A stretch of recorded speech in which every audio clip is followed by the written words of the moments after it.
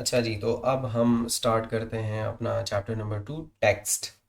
इस चैप्टर में क्या क्या पढ़ेंगे हम? हेडिंग्स के बारे में और पैराग्राफ्स के बारे में। जैसे मैंने आपसे पहले अर्ज़ किया कि जस्ट आप ओवरव्यू ले लें फर्स्ट चैप्टर में कि टैग्स क्या है, पैराग्राफ्स क्या है, वो थॉरली मैंने आपको बता दिया और एक प्रोग्राम भी रन कर लिया, हेलो वर्ल्ड। और बेसिक जो स्ट्रक्चर है वो भी हमने एक्सप्लेन कर लिया। अब एक एक चीज़ को हम इंशाल्लाह डिटेल में देखेंगे। अच्छा जी, तो इस चैप्टर के अंदर जिसका नाम टैक्स है, हम देखेंगे हेडिंग्स, पैराग्राफ्स। अब डिफरेंट टेक्स्ट है, बोल्ड कर सकते हैं, इटैलिक कर सकते हैं या एम्फेसिस कर सकते हैं, स्ट्रक्चरल एंड सिमेंटिक मार्कअप, ये चीज़ें हम इस चैप्टर के अंदर देखेंगे। अच्छा जी, तो आगे बढ़ते हैं। वो जस्ट आपको बता रहे हैं कि डिफरेंट पेजेस पे किस तरह टेक्स्ट डिफरेंट होता है। अच्छा जी, तो हम स्टार्ट करते हैं हेडिंग्स से। ठीक है, हेडिंग्स के अंदर आके हमारे पास 6 हेडिंग्स हैं, H1 से लेके H6 तक। H1 जो है वो सबसे बड़ी हेडिंग है, मेन हेडिंग है, और H6 जो है वो सबसे छोटी हेडिंग है। लेट्स से हम यहाँ से कॉपी करते हैं और ये H6 तक ही है, यानी इससे आगे नंबर या H0 आप को HTML में नहीं मिलेगा। H1 से लेके H6 तक जो हेडिंग्स हैं वो HTML प्रोवाइड करता है आपको। तो यहाँ से कॉपी करते हैं और अपनी फाइल पे जो पुराना हमारा कोड है उसको रिमूव करते हैं, Shift 1 प्रेस करके एक्सक्लेमेशन मार्क एंटर प्रेस करते हैं, बॉयलर प्लेट कोड जनरेट हो जाएगा। अपने पेज को हम एक टाइटल दे देते हैं जो कि कॉर्नर पे शो होता है। तो लेट्स से आज हम क्या पढ़ रहे हैं, टेक्स्ट के बारे में, हेडिंग्स के बारे में पढ़ रहे हैं।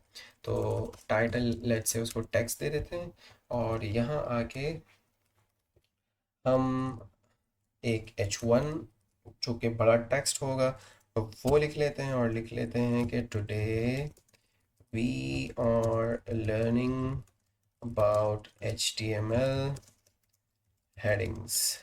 ठीक हो गया जी।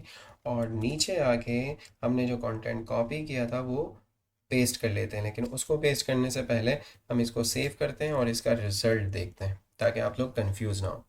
अच्छा जी, तो मैंने पेज को टाइटल दिया था टेक्स्ट और नीचे लिखा था today we are learning about HTML headings. ठीक है, तो यहाँ तक सही चल रहा है। वापस जाते हैं VS कोड पे और यहाँ आके जो हमने कॉपी किया था बुक से वो पेस्ट कर देते हैं और इसको ज़रा स्ट्रक्चर कर लेते हैं। सेलेक्ट किया और टैब प्रेस किया तो सारा थोड़ा फॉर्मेट हो गया। अच्छा जी, अब इसको मैंने कंट्रोल S करके सेव कर लिया, वापस आया और यहाँ से रिफ़्रेश कर लिया। तो ये तो वो H1 है जो मैंने पहले दिया और इसके बाद H1, H2, H3, H4, H5 और H6। थोड़ा जूम कर लेता हूँ मैं। अब ये जूम्ड है 100 पे अब। ठीक है, तो H1 सबसे बड़ी हेडिंग, मेन हेडिंग, और सबसे छोटी हेडिंग H6। ठीक है, तो ये हेडिंग्स हैं हमारे पास HTML में। अच्छा, यहाँ पे रिजल्ट शो भी हो रहा है आपके पास।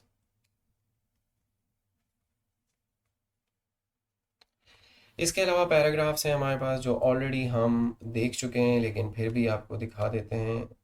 हमसे इसको कॉपी कर लेते हैं यहाँ से, if I can do it.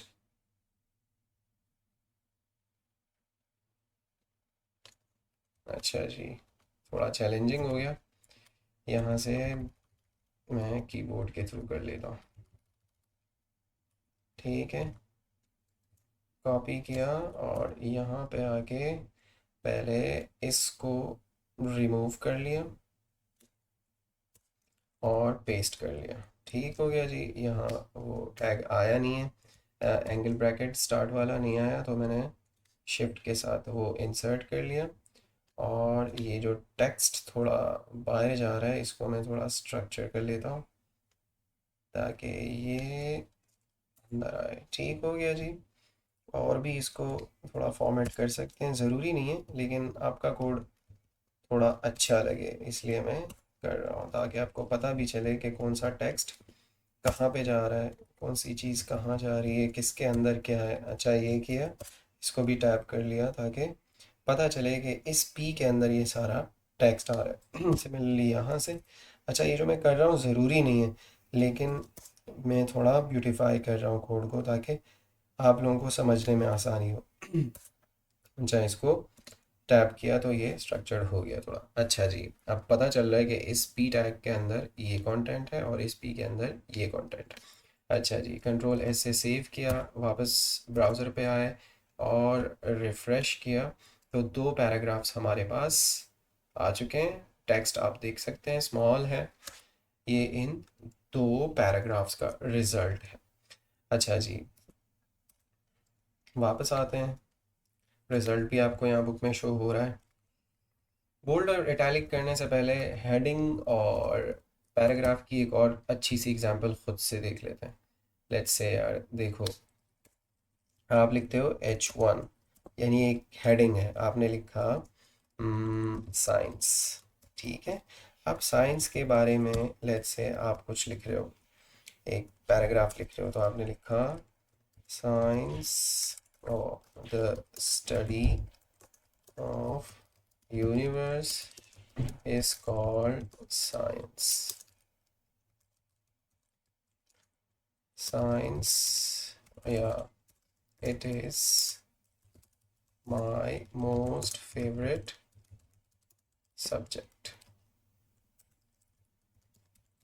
और कंट्रोल एस से सेव कर लिया, वापस आए और रिफ्रेश कर लिया, तो अब हेडिंग और पैराग्राफ आपको क्लियर हो गया कि दोनों का क्या यूज़ है।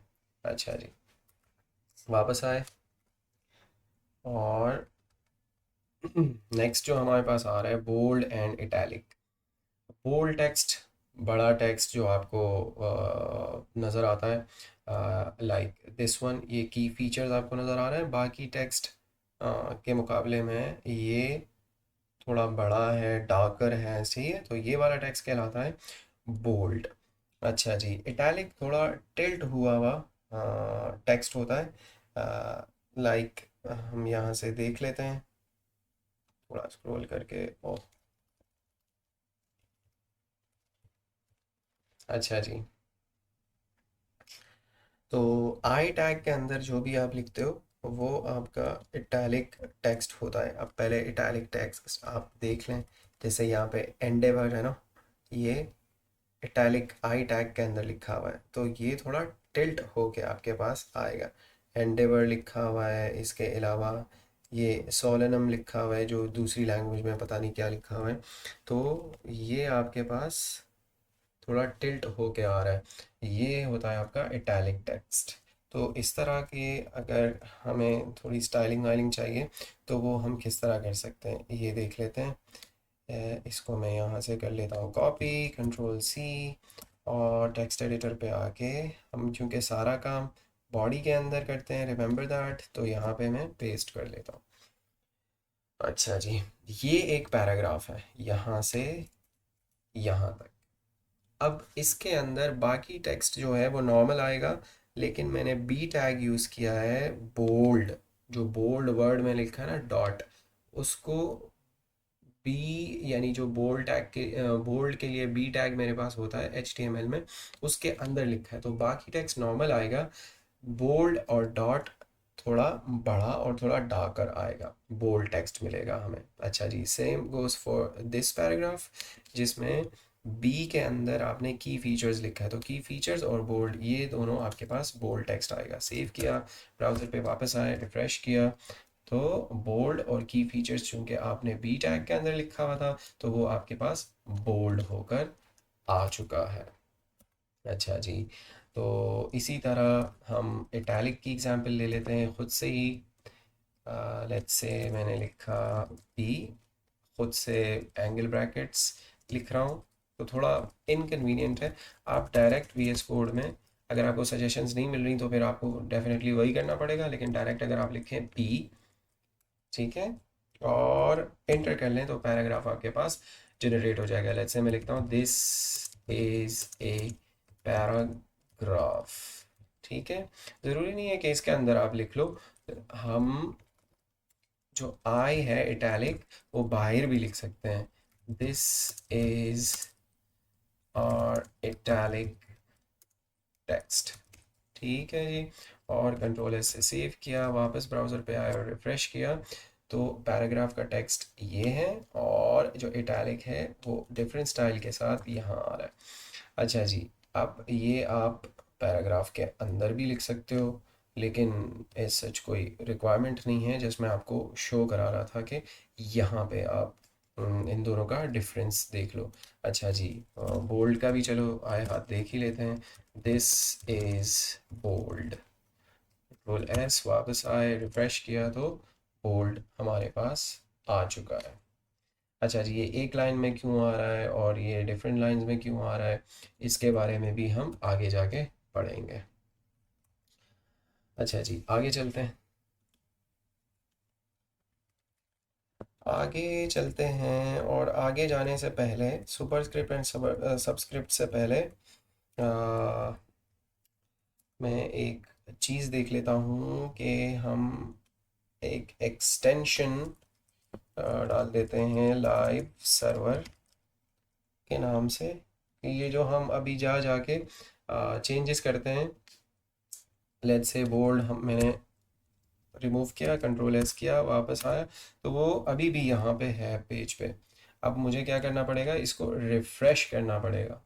ठीक हो गया, तो तब चेंजेस आएंगी मेरे पास। तो अगर हम लाइव सर्वर इंस्टॉल कर लें तो उसके थ्रू हमारे पास काम बहुत ज़्यादा आसान हो जाता है। तो लाइव सर्वर पे मैं आया, इस पे क्लिक किया और अच्छा जी, मेरे पास ऑलरेडी इंस्टॉल्ड है, तो आप लोग के पास इंस्टॉल का बटन आएगा, आप इंस्टॉल कर लीजिएगा। ठीक है जी। अब इसको टेस्ट आउट करते हैं, तो पहले ब्राउज़र पे आते हैं और इसको बंद कर देते हैं।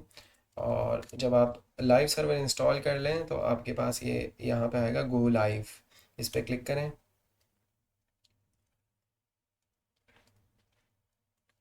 स्टार्टिंग। अच्छा जी, तो आपके ब्राउज़र पे ये रन हो जाएगा। अब लाइव सर्वर का कमाल देखते हैं। लेट्स से मैं लिखता हूँ H1, ये यहाँ पे लिखता हूँ चेंजेस, यानी मैं कुछ भी चेंज कर रहा हूँ तो वो वहाँ पे आनी चाहिए मेरे पास। तो मैंने कंट्रोल एस किया, वापस ब्राउज़र पे आया, तो मैंने रिफ़्रेश नहीं किया और चेंजेस मेरे पास आ चुकी हैं। ठीक है, तो ये है लाइव सर्वर का कमाल। लेट्स से मैं ये इन दोनों को रिमूव करता हूँ, वापस आता हूँ, तो वो मेरे पास हैं क्योंकि मैंने सेव नहीं किया। अगर मैं जैसे ही सेव करूँगा कोई भी चेंज तो वो वहाँ पे रिफ्लेक्ट हो जाएगा। इसको और अच्छे तरीके से हम ऐसे देख सकते हैं कि इसको थोड़ा छोटा कर लें, यहाँ ले आएँ, इसको थोड़ा और छोटा कर लें और इसको यहाँ ले आएँ।